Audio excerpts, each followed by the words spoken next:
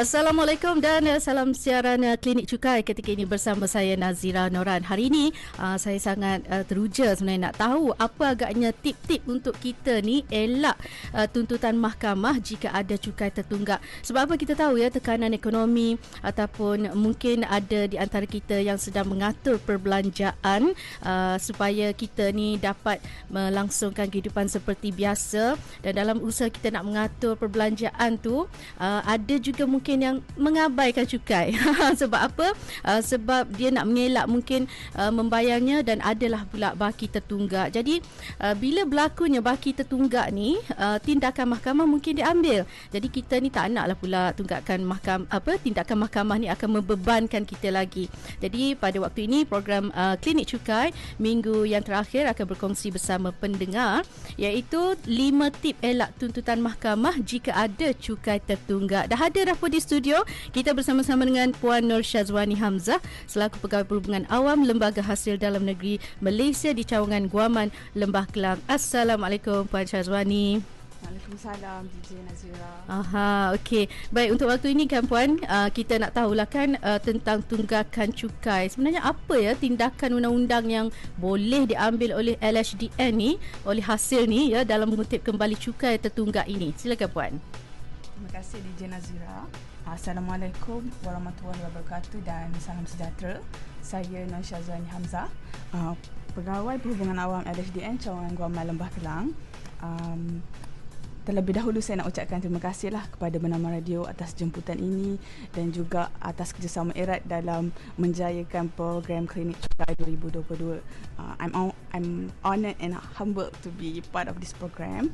Okay, jadi sebelum saya berkongsi 5 tip kepada pendengar semua, saya akan jelaskan dulu apakah tindakan undang-undang yang boleh diambil oleh LHDN kepada pembayar cukai sekiranya terdapat cukai yang tertunggak. Tuan-puan, sebagai ejen pemungut cukai kepada kerajaan, lembaga hasil ada hak untuk failkan tindakan guaman sivil terhadap mana-mana pembayar cukai yang mempunyai cukai tertunggak.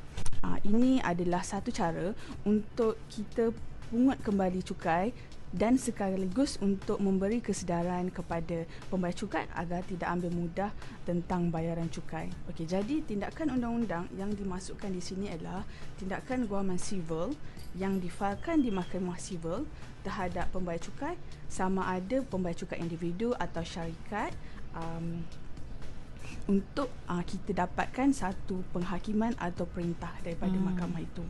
Jadi untuk makluman, tindakan guaman sivil ini biasanya akan diambil setelah proses pemungutan biasa tidak berjaya dilakukan oleh LHDN. Jadi sebagai jalan terakhir, kita akan dapatkan kembali cukai yang terhutang tu melalui proses mahkamah lah. Okey, tapi kan bila dapat surat cinta mahkamah ni, dia takut tahu kan. Dia bergigil macam, alamak, kena tangkap ke aku kan.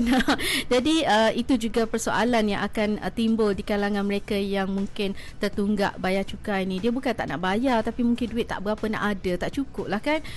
Dan apa agaknya mungkin undang-undang khusus yang membolehkan hasil ni berbuat demikian ya Puan?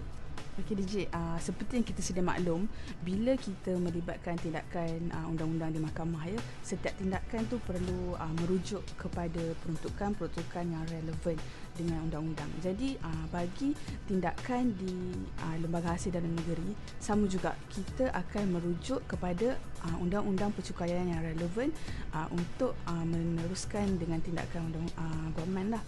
Jadi kesemuanya tindakan kita ni adalah berlandaskan peruntukan dalam Undang-Undang Percukaian di Malaysia. Sebagai contoh, akta yang kita refer adalah Akta Cukai Pendapatan 1967, Akta Cukai Keuntungan Harta Tanah 1976 dan beberapa akta lain lagi lah. Jadi dalam membuat satu tuntutan kepada pembayar cukai, kita perlu ada satu kausa tindakan. Barulah tindakan kita itu boleh dibawa ke mahkamah. Jadi untuk kebanyakan kes-kes tindakan guaman sivil ni, kausa tindakannya adalah khusus di bawah subsection 1061 Akta Cukai Pendapatan 1967. yang mana Akta ini section ini memperuntukkan bahawa cukai yang terhutang dan kena dibayar boleh didapatkan kembali oleh kerajaan melalui prosiding civil sebagai suatu hutang. Itu dia. Okey, bersama-sama dengan Puan Nur Syazwani Hamzah selaku Pegawai Perhubungan Awam Cawangan Guaman Lembah Kelang bercakap tentang 5 tip nak elak tuntutan mahkamah jika ada cukai tertunggak. Sebenarnya kita ni kalau boleh tak naklah blacklist dan kita pun tak naklah akan terima surat mahkamah, ada tindakan daripada pihak berwajib lah, terutamanya LHDN kan. Tapi nak tahu lebih lanjut sebenarnya apa ya tindakan guaman sivil, adakah tindakan itu hanya diambil terhadap individu-individu tertentu sahaja ataupun orang yang macam mana? Saya pun takut juga tapi saya tak ada tunggak cukai setakat ni. Okey, macam mana ya tuan? Puan? Okey, untuk maklumat secara ringkasnya tiada pemilihan kategori khusus untuk kita cari pembayar cukai untuk dikenakan tindakan guaman sivil. Sebenarnya tindakan guaman sivil ni dia tidak bertumpu kepada individu yang cukai tinggi sahaja. Tindakan ini akan dikenakan ke atas mana-mana individu atau syarikat yang mempunyai cukai tertunggak setelah proses pungutan secara biasa tu gagal kami lakukan.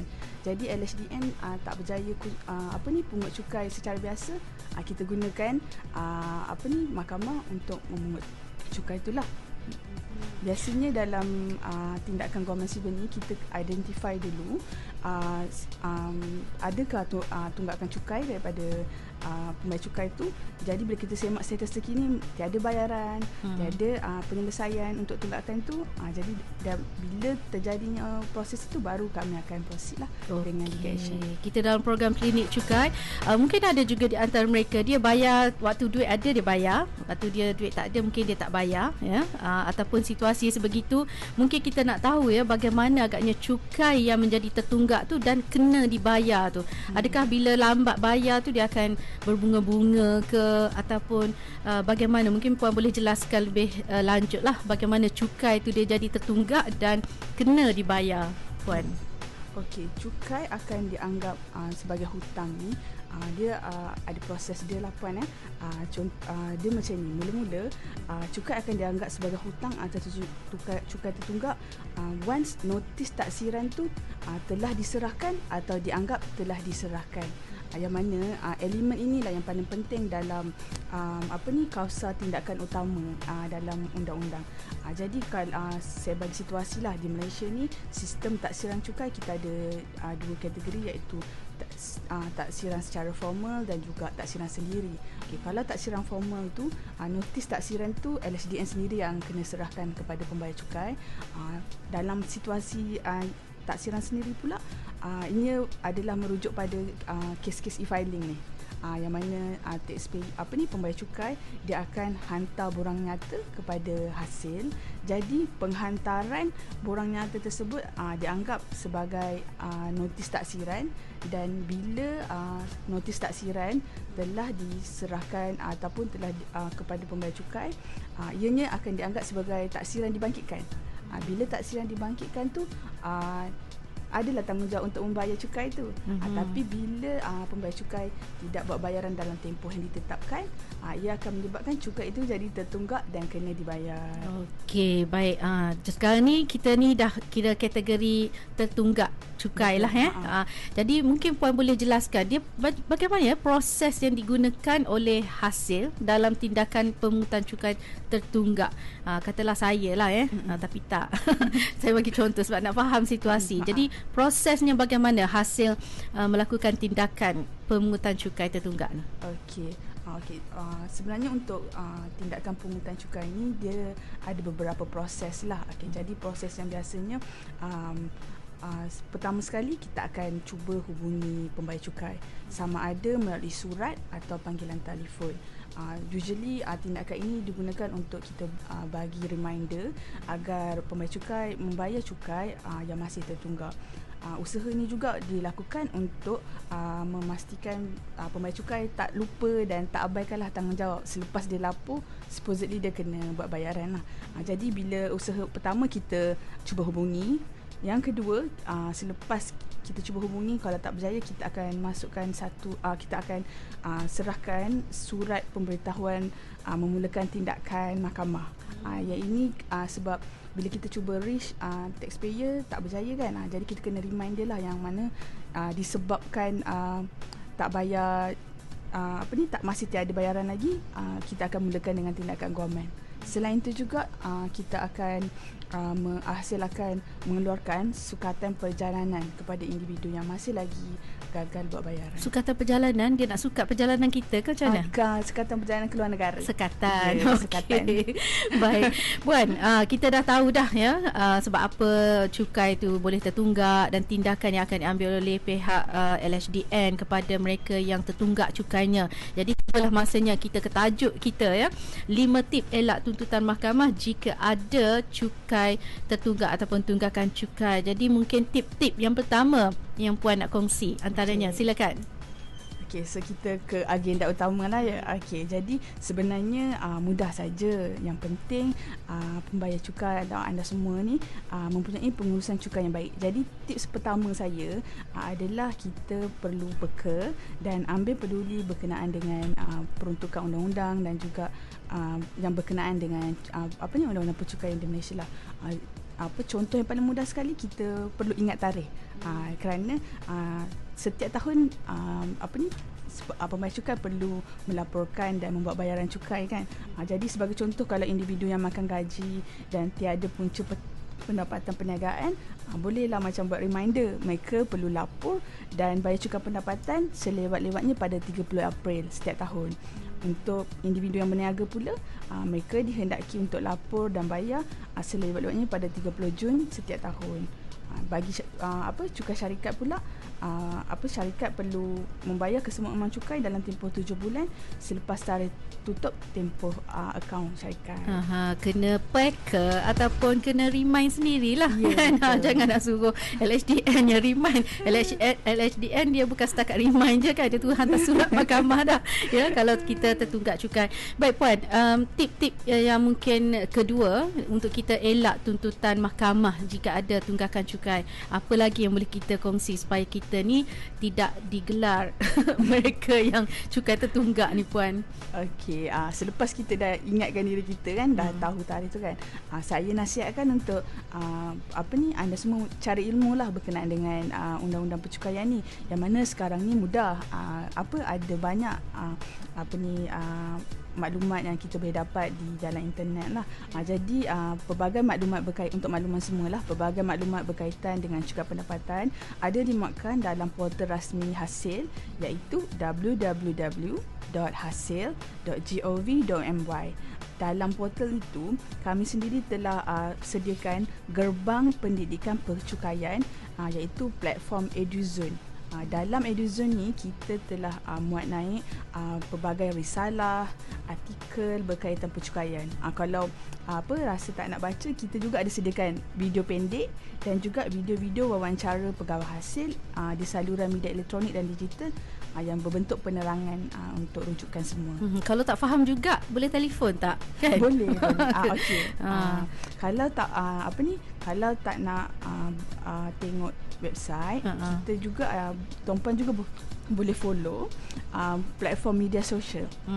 Platform media sosial rasmi Hasil, kita ada FB page Lembaga Hasil Dalam Negeri Malaysia, Instagram LHDNM, YouTube channel LHDN Tube, Twitter pun ada LHDNM Official.